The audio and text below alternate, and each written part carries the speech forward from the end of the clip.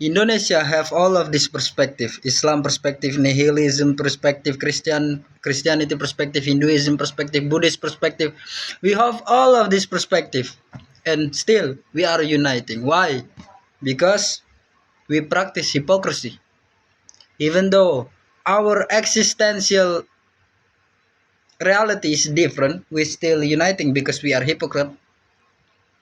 The reason that we are uniting should be clarity and intellectual honesty, not hypocrisy.